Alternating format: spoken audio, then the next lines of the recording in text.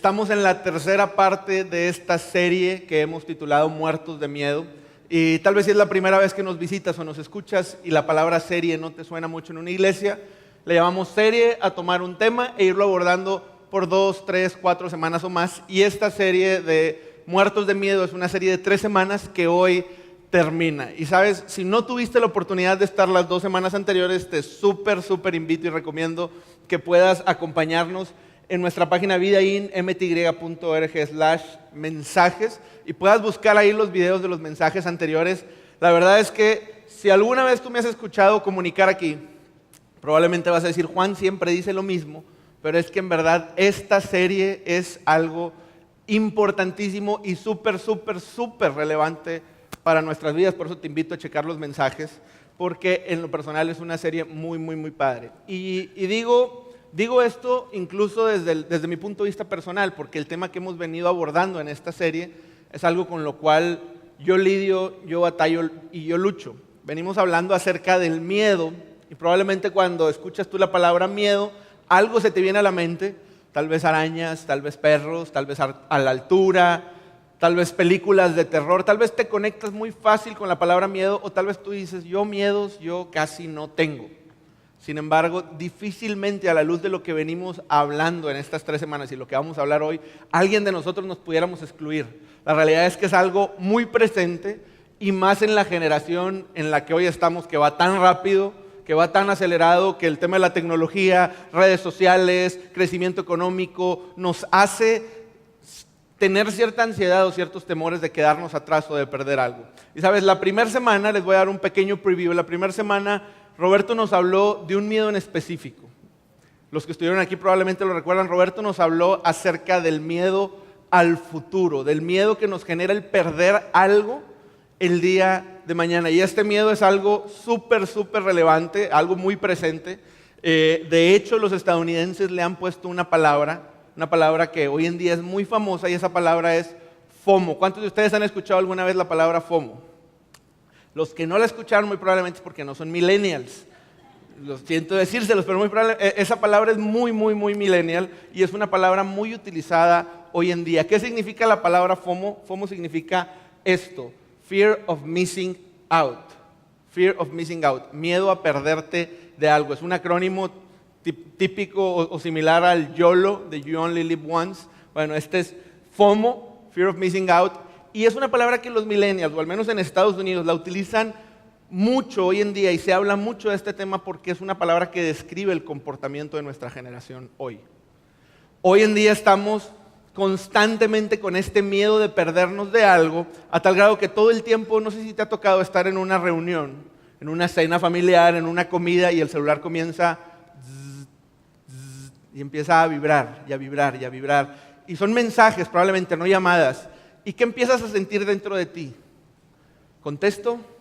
No contesto. ¿Lo veo? No lo veo. ¿Volteo el celular? No volteo. Pero es que, ¿y si es mi novia? ¿Y si es mi novio? ¿Y si es mi esposa? ¿Y si es mi esposo? ¿Y si es el jefe? ¿Y si es un chiste? ¿Y si es un chisme? ¿Y si es un meme? ¿Y si es una noticia? ¿Y si me lo estoy perdiendo y algo está pasando? ¿Y si metió gol los Tigres ahorita o no metieron? Aquí más rayado, yo creo. Y tenemos este miedo de perdernos de algo, de que algo está pasando en este momento, de que algo nos estamos perdiendo y viene el Black Friday y el Cyber Monday y el Buen Fin y ya no saben ni qué inventar. Y es que si no lo compro me voy a perder de la promoción de toda mi vida, Juan. Tenemos miedo de perder oportunidades. Es que si no hago esto, si no tomo esta decisión se me va a ir y nunca más la voy a poder recuperar. Es que si no voy a este concierto, ya nunca más va a venir ese grupo en la historia del mundo. Todos vienen y todos regresan y no nos perdemos de mucho, pero todo el tiempo tenemos esa ansiedad de me estoy perdiendo de algo, me estoy perdiendo de algo, me estoy perdiendo de algo y eso nos impide disfrutar el presente. Porque estamos pensando en el mañana y en el mañana y en el mañana y en es que si no, no voy a tener suficiente dinero, suficiente fama, suficientes likes, suficiente salud, y estamos en un viaje tomando fotos y videos e historias y demás y es que si no, no voy a tener recuerdos. Y no está mal tomar fotos, pero esto nos roba un poco de la plenitud del hoy en día. A través del miedo al futuro que nos tensa, nos limita y nos hace tomar decisiones o acciones nos paraliza o nos mueve por miedo. Y no hay nada peor que paralizarte o moverte por miedo, y miedo a lo que pudiera pasar mañana. Después Lauro, la semana pasada, que fue la segunda parte de esta serie, nos habló de otro tipo de miedo. No del miedo a lo que pudiera pasar en el futuro, sino del miedo o la sensación que ocurre cuando estás pasando algo hoy en el presente. Y lo veíamos a través de la palabra ansiedad. Esa ansiedad que nos genera el que hoy estemos tal vez desempleados, o esa ansiedad que nos genera el que tal vez hoy estemos pasando por un proceso de enfermedad, o por una crisis económica, o por un problema en la escuela, o por un problema en el trabajo, o por un problema en el negocio, y eso nos genera ansiedad, y estamos así como que... ¡ay! Y Laura nos hablaba que esta ansiedad se pudiera personificar como una piedra que tenemos cargando, que tenemos en una mochila y la llevamos para todos lados, y esa piedra es ese estrés o esa presión que traemos siempre con un miedo de que esto no se va a resolver. Y Laura nos decía que esa ansiedad viene de cargar con algo que tú no deberías de cargar, y ahí estamos cargando con esto para acá y para allá, y es que no se va a mejorar y no se va a solucionar y no se va a arreglar, y esto nos genera mucha tensión, y es el miedo presente. Uno fue el miedo a lo futuro y el otro es el miedo presente. Y tal vez si te estoy hablando del futuro y del presente, probablemente tú puedas intuir que el día de hoy, siendo la tercera parte, vamos a hablar del pasado. ¿Qué papel juega el pasado en nuestra vida? ¿Qué papel juega el pasado en nuestros miedos? Y sabes, yo te quiero contar algo personal. Yo pude haber sido futbolista profesional, de los buenos. Yo pude haber llevado a México al tan ansiado y anhelado quinto partido. Pero me lastimé la rodilla. Y eso último sí lo digo en serio. Me lastimé la rodilla y recuerdo un día que estaba con unos amigos, me dijeron vamos a jugar fútbol. Nada oficial, nada formal, ni siquiera había árbitro, ni era de liga, ni era de empresas, era simplemente vamos a jugar fútbol a un parque. Yo dije ok, vamos. Ni siquiera estábamos completos, éramos 6, 7 personas, fuimos a un parque, era de noche, y antes de hacer los equipos incluso yo agarré la pelota y empecé a calentar y a conducir un poco el balón, patear, demás, y de pronto vino sobre mí un ataque de habilidad brasileña. Y yo hice un movimiento que en el fútbol le llamamos una bicicleta. Una bicicleta es una acrobacia futbolística de pasar las piernas por encima del balón muy rápido.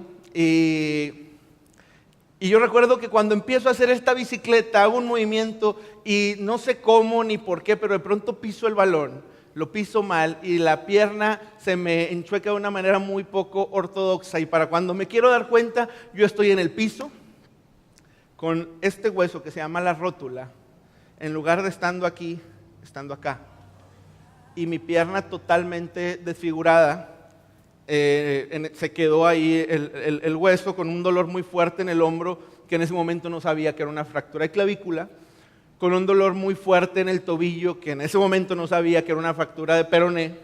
Todavía es fecha que ni el doctor me creyó, ni mis papás, ni mis tíos me creen que fue jugando fútbol. Las navidades, Juan, ya dinos, ¿qué te pasó jugando fútbol?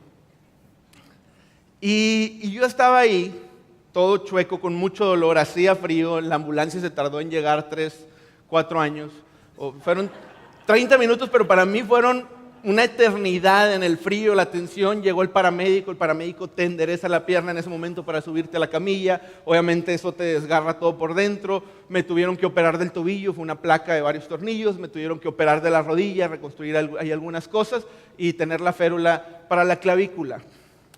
Y fue algo muy doloroso. Simplemente contártelo me genera revivir un poco la sensación y me genera cierta ansiedad. Después de eso, sufrí, a eso se le llama médicamente luxación de la rodilla.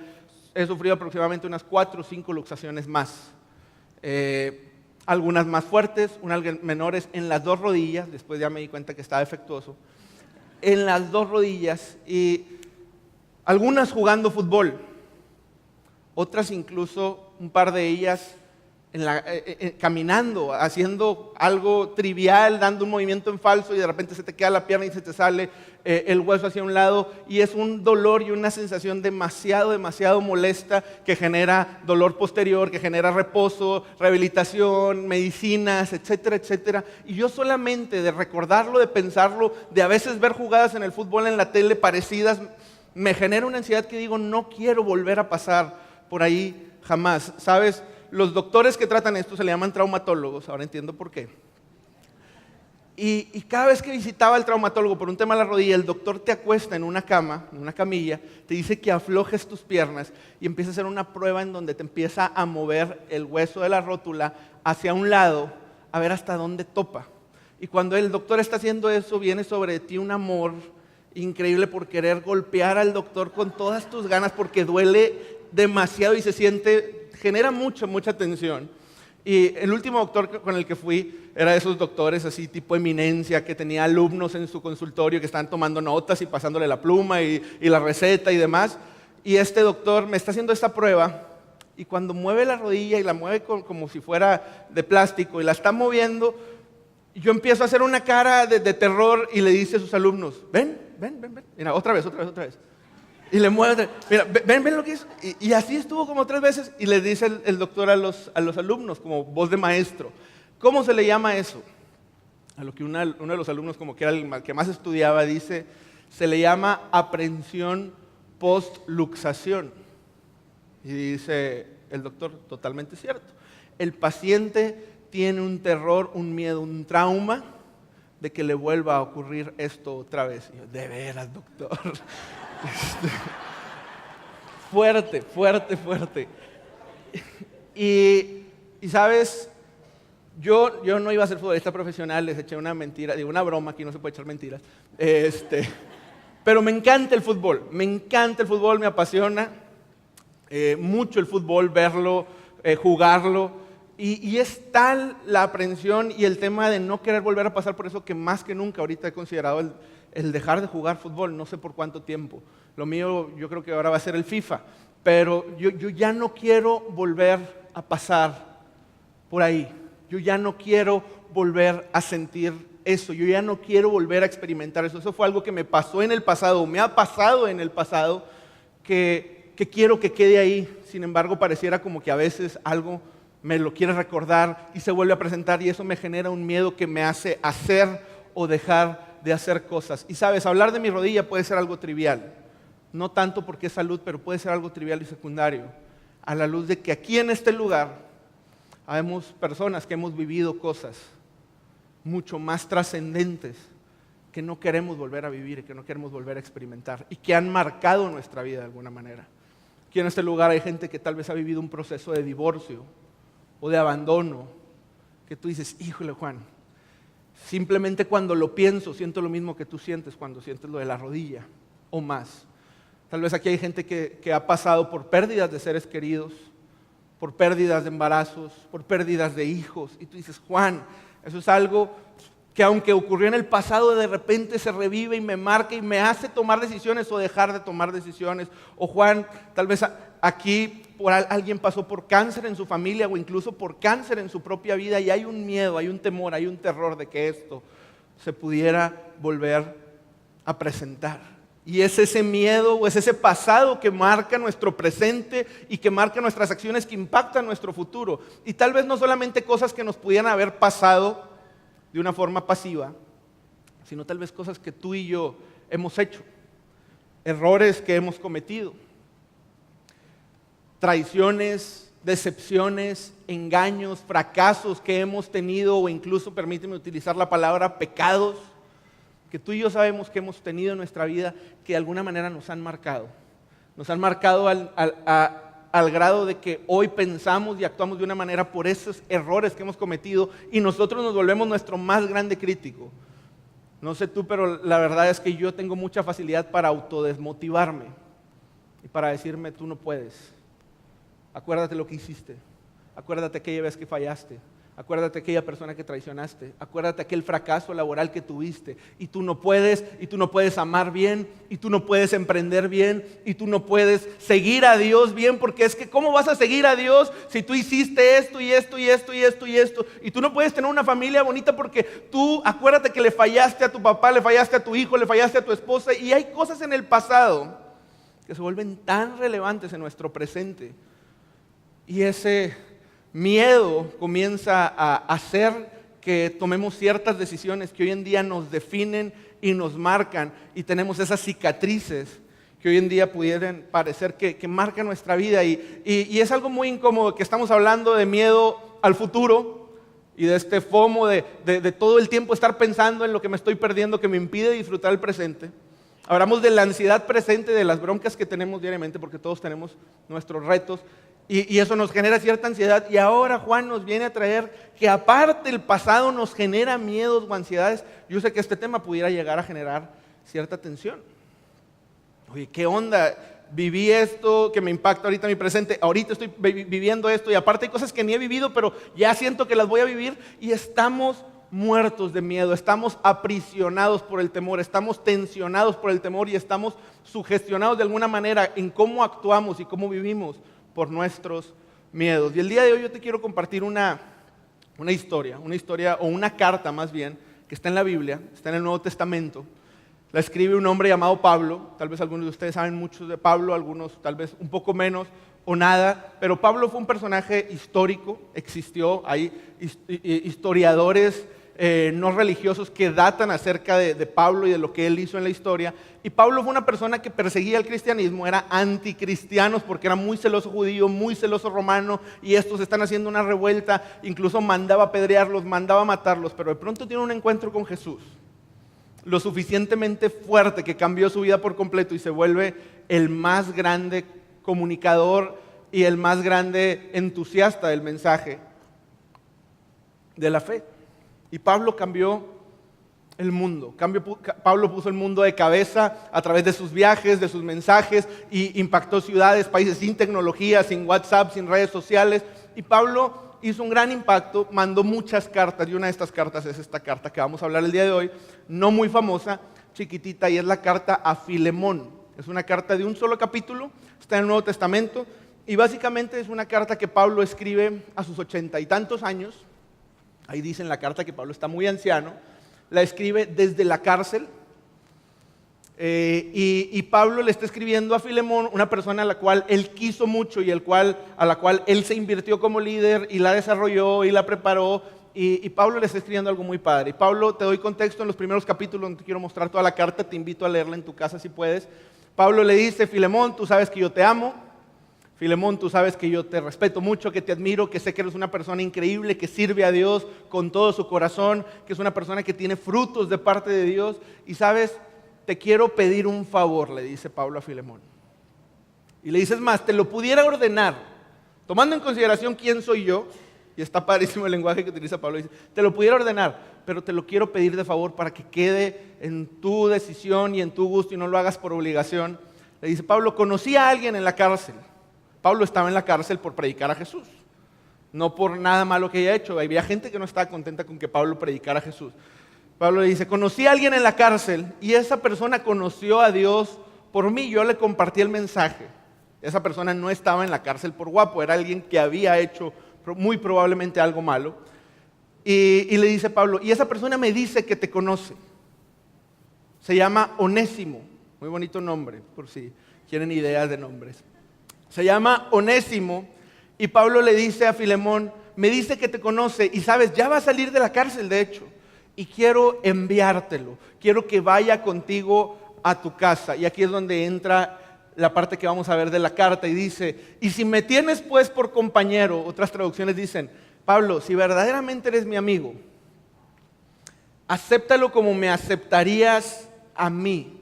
Está hablando Pablo de 80 años, el líder más importante religioso de esa época, al cual toda la gente que lo seguía le debía todo porque era una eminencia. Le dice, quiero que recibas a esa persona como si me recibirías a mí, con las atenciones, la hospitalidad en su casa. Y dice, y si te ha perjudicado en alguna forma, como por qué vino el tema a la carta, dice, pero y si te ha perjudicado en alguna forma o te debe, y esta palabra es importante, algo, cárgalo a mi cuenta. Y después continúa y dice, yo, Pablo, escribo esto con mi propia mano, yo lo pagaré. Pablo le está diciendo, con mi mano y con mi firma te estoy diciendo que esta persona, si te debe algo, y no se lo está diciendo de gratis, nadie de nosotros firmamos pagarés, nomás por firmar pagarés, hay un pagaré para allá, hay un pagaré para acá. Y Pablo dice, lo que te deba yo te lo voy a pagar, porque Pablo sabía que Onésimo era una persona no de muy buena fama, y Pablo sabía que algo había en esta historia, y dice, lo que te haya hecho, perdónalo, y lo que te deba, yo lo pagaré. Y continúa y dice, sí, hermano, permíteme disfrutar de este beneficio de ti en el Señor, recrea mi corazón en Cristo, así como, por favor, dame ese gusto, te escribo confiado. Y la psicología de Pablo dice, yo sé que lo vas a hacer, te escribo confiado en tu obediencia, sabiendo que incluso harás mucho más de lo que te estoy pidiendo. Bye. Interesante carta. Imagínate que la persona que más te ha fallado, que más te ha traicionado, que más te ha robado, que más te ha decepcionado, de repente te escriba una persona que tú amas y respetas como a nadie en el mundo, te diga, quiero que lo recibas en tu casa. Quiero que recibas a esa persona en tu casa. Y no solo quiero que lo recibas, quiero que lo recibas como me recibirías a mí. Quiero que le des comida, hospedaje, atenciones. Otra parte de la carta dice, quiero que lo hagas como tu hermano. Antes era tu esclavo, ahora va a ser tu hermano. Quiero que lo hagas como parte de tu familia. Ese que te falló, ese que te robó, porque le robó Onésimo a Filemón. Y aparte de eso, la deuda que él tenía contigo, se la vas a perdonar. Es más, yo te la pago y aquí te estoy firmando un pagaré, te estoy firmando con mis manos que yo te voy a pagar eso. Imagínate lo difícil que sería ese escenario. Ay, caray, me están pidiendo que meta en mi casa a alguien que me falló, que me decepcionó, que me traicionó, que me robó. Y la pregunta que tal vez nos estemos haciendo es, ¿y eso qué tiene que ver con nosotros? ¿Y eso qué tiene que ver con nuestro pasado y nuestros miedos? Tiene que ver con otra pregunta que es, ¿por qué Pablo le está diciendo esto a Filemón? ¿Con qué autoridad Pablo le está pidiendo esto a Filemón? Y el contexto y la autoridad con la que Pablo le está diciendo a Filemón es increíble, porque Pablo le está diciendo esta cosa tan difícil y tan dura, porque nadie en el mundo entendía el concepto de la gracia, nadie en el mundo entendía el concepto del pasado y el presente ahora sin culpas, nadie en el mundo entendía el perdón de una forma como la entendía Pablo, porque Pablo tuvo una deuda, tuvo unas acciones que tenían consecuencias y de pronto Jesús lo perdonó, lo lavó, lo limpió y le dio un nuevo presente y un nuevo futuro. Y Pablo entendía esto de tal manera que Pablo podía pedírselo a Filemón diciendo, este es el evangelio, este es el corazón del evangelio, que todo lo que haya hecho en el pasado tú se lo vas a perdonar, yo te lo voy a pagar y lo vas a amar como si fuera tu hermano, como si fuera tu familia, como si fuera yo mismo. Va mi corazón en esto, le dice Pablo. Y sabes, es este mismo Pablo el que escribe en otra carta muy famosa, que es la carta a los Corintios, y escribe estas palabras muy importantes, que es, de modo que si alguno está en Cristo, nueva criatura es. Me encanta la palabra nueva. Las cosas viejas, tu pasado, tus miedos, nuestras ansiedades, mis pasados, mis miedos que me definen y que constantemente me están diciendo, tú no puedes, tú no puedes, tú no eres suficiente, te falta más dinero, te falta más inteligencia, te falta más bondad, te faltan más obras, y vivimos en un mundo que constantemente nos está diciendo que nos falta. Las cosas viejas pasaron, he aquí son hechas nuevas. Y sabes, esto lo está escribiendo Pablo para ti y para mí. Y quiero que esto es bien importante, y estamos en el núcleo del mensaje aquí. Muchos de nosotros, o probablemente todos los que estemos aquí, sabemos que Jesús murió por nosotros. Seamos católicos, cristianos o incluso sin afinidad religiosa. Vivimos en un país en donde se nos recuerda en diciembre que Jesús nació y se nos recuerda en Semana Santa que Jesús murió, y todo mundo o la gran mayoría de esta población de este país sabe que hubo una persona llamada Jesús y que murió por amor para la gente y que murió por sus pecados, lo que sea que eso signifique. Sin embargo, a veces no dimensionamos lo que eso significa para ti y para mí. A veces no dimensionamos lo increíble que es ese mensaje para ti y para mí. A veces no dimensionamos lo revolucionario y lógico y loco que es ese mensaje para ti y para mí. No solamente para la eternidad, sino para hoy, 2018, en tu vida personal, en tu familia, en tu escuela, en tu trabajo, en tu paz y en tus miedos. Lo importante que es el sacrificio de Jesús en la cruz. Tiene una relevancia hoy. ¿Y cuál es esa relevancia? ¿Sabes? En toda la Biblia se explica, desde el Antiguo Testamento hasta el Nuevo Testamento. Isaías, un profeta, lo explica, las cartas de Pablo, los evangelios. Pero hay un libro que a mí me encanta, que es el libro de Hebreos. Y en ese libro, Pablo, no se sabe si fue el apóstol Pablo, es una de las sugerencias de los autores, hay quien difiere, pero el autor de ese libro explica las implicaciones del sacrificio de Jesús, qué significó, qué pasó en la cruz, qué significa eso de que murió por nuestros pecados, qué significa eso para ti y para mí hoy en día. Y el autor lo explica a través de una analogía histórica de los judíos, que era, en el tiempo antiguo había una persona llamada el sumo sacerdote, era una personalidad religiosa, que todo el tiempo tenía que estar haciendo sacrificios a Dios. Sacrificios y sacrificios y sacrificios, sacrificios anuales, en donde el sacerdote decía, el pueblo falló, aquí va un sacrificio, perdónalos, y el pueblo volvía a fallar, aquí va un sacrificio, perdónalos, y el pueblo volvía a fallar, y así sucesivamente. Y Hebreos dice que era algo ineficaz, repetitivo, que era una sombra de lo que habría de pasar. ¿Y qué es eso que habría de pasar? Que un día llegaría un sacrificio único, perfecto y suficiente para siempre. Y ese sacrificio sería el del Cordero de Dios, que quita el pecado del mundo. Ese sacrificio sería el del Hijo de Dios, que se dio por ti y por mí. Y que en la cruz ocurrió algo que vamos a llamarle el día de hoy una transferencia.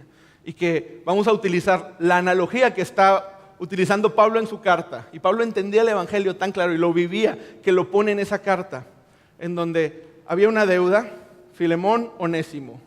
Había una deuda, nosotros y Dios, pecado y Dios.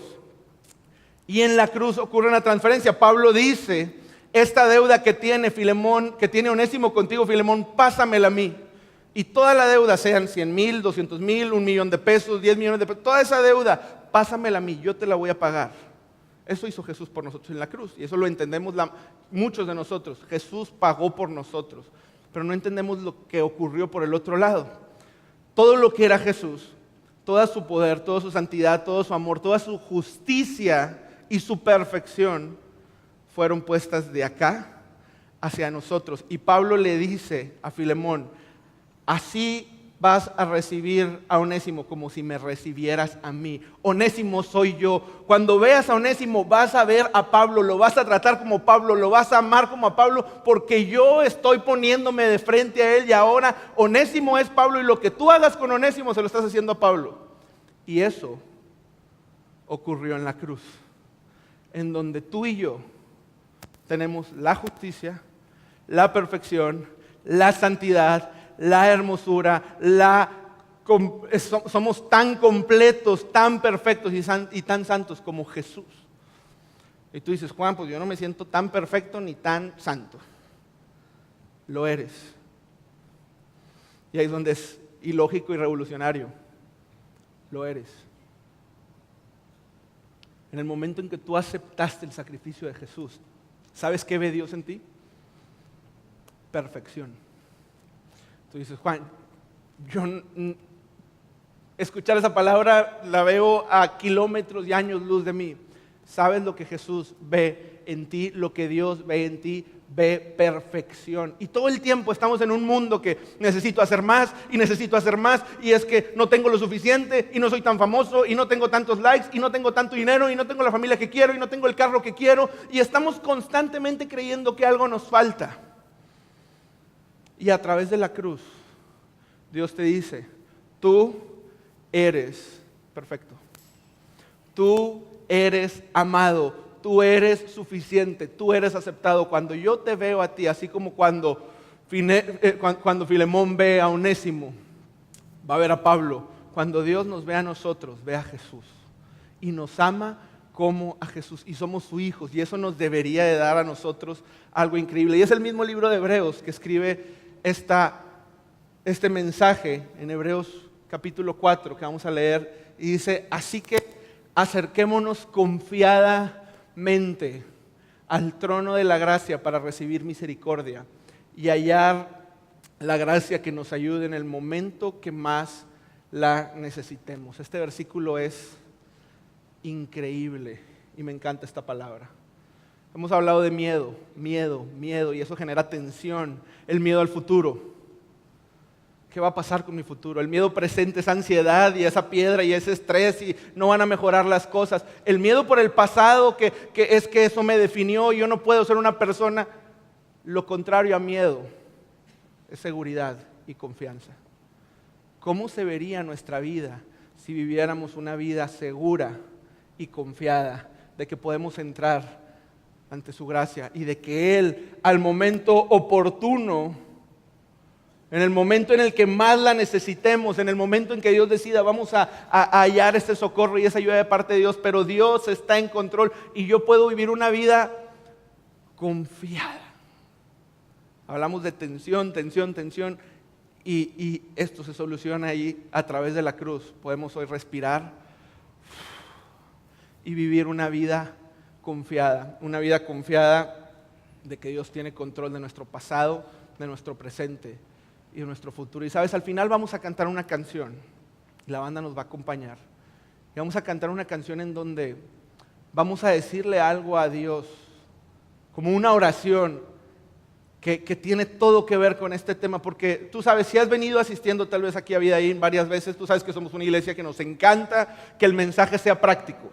Y queremos siempre que te lleves algo. Y queremos que te lleves algo a tu semana, a tu día, a tu vida diaria. Y tal vez la pregunta que pueda haber en esta serie o en este mensaje es: bueno, Juan, ¿y entonces qué hago? ¿Qué hago para dejar de ser esclavo del miedo? ¿Qué hago para dejar de estar muerto de miedo? ¿Qué hago para dejar de tener miedo al futuro? ¿Qué hago para dejar de tener tanta ansiedad en el presente? ¿Qué hago para dejar de tener miedo por lo que me ocurrió en el pasado, que me define y que me marca y que me hace no querer volver a pasar por ahí? Y la respuesta es muy sencilla: nada. Nada. Él ya lo hizo. Él ya pagó. Él ya sufrió por ti. Él ya cargó esa ansiedad, ese estrés, ese error, ese pecado. Y es por eso que podemos estar confiados. Lo único que tenemos que hacer, si pudiéramos llamarle a eso algo, es recibir ese regalo. Es abrazar ese regalo y decir: Dios, quiero vivir en libertad y soy tu hijo y estoy confiado en ti. Y a partir del día de hoy, va a llegar el temor el día de mañana, va a llegar nuestro pasado el día de mañana a recordarnos cosas, van a llegar los problemas presentes a generarnos ansiedad, van a llegar las dudas hacia el futuro que nos van a querer atemorizar, y nosotros vamos a decir: yo estoy confiado, soy un hijo de Dios, Dios ya cargó, Dios ya pasó, Dios ya pagó por mí, y yo puedo vivir una vida segura, una vida tranquila y una vida en confianza. Y eso ¿cómo se ve en la vida real? Las cosas van a salir adelante, las cosas van a mejorar, Dios está conmigo, yo estoy seguro. Imagínate que de aquí pudiéramos salir con un cambio de mentalidad, entendiendo que podemos estar confiados, entendiendo que Dios tiene cuidado de nosotros, de todo, y que no hay nada que le puedas sumar, no hay nada que le puedas agregar. A veces, incluso como seguidores de Jesús, estamos todo el tiempo pensando: es que tengo que hacer esto y tengo que hacer aquello, y si no, Dios no me va a amar, y Dios no. Nada. Dios ya lo hizo y podemos salir de aquí confiados y seguros. Así que esta mañana, esta tarde ya, te voy a invitar, por favor, a que hagamos algo. Y no es nada raro, no vamos a pedir nada extraño de ti, simplemente como un acto simbólico. Ahorita vamos a orar y vamos a cantar esta canción. Te voy a invitar a que te pongas de pie y a que le digamos a Dios: Dios, yo soy tu hijo, recibo ese regalo y ya no quiero ser esclavo del temor. Y yo voy a hacer una oración. Después de la oración la banda va a pasar. Yo voy a hacer una oración, y en esa oración simplemente habla con Dios y dile: Dios, yo soy tu hijo, yo confío en ti y ya no voy a ser esclavo del temor. Dios, te damos muchas gracias el día de hoy. Te damos muchas gracias por tu regalo, por tu gracia, y por tu muerte increíble e ilógica y radical en la cruz.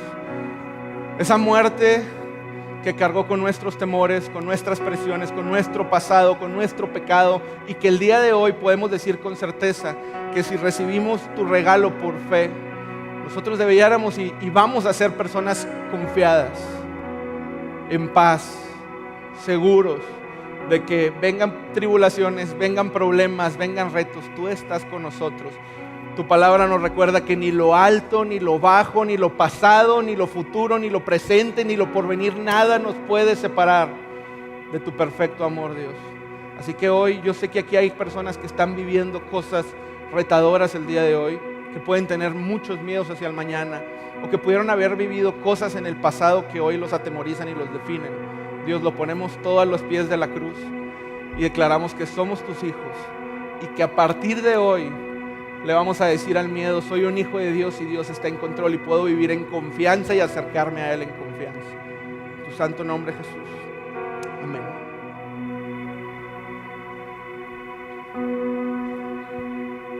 Me envuelves hoy en una canción, melodía de tu amor. Me das libertad en la adversidad, ya no hay más temor. Ya no soy esclavo del temor, soy hijo de Dios. Ya no soy esclavo del temor, soy hijo de Dios.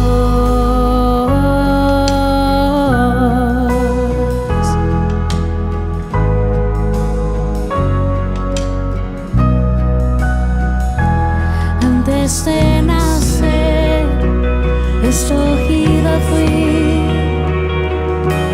por tu gran amor. Volví a nacer, pertenezco a ti, tu sangre fluye en mí. Ya no soy esclavo del temor, soy hijo de Dios. Ya no soy esclavo del temor, soy hijo de Dios.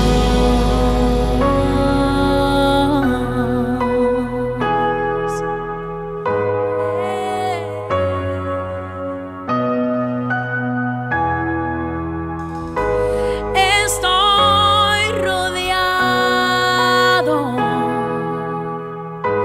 por los brazos del Padre, y hoy proclamo un canto de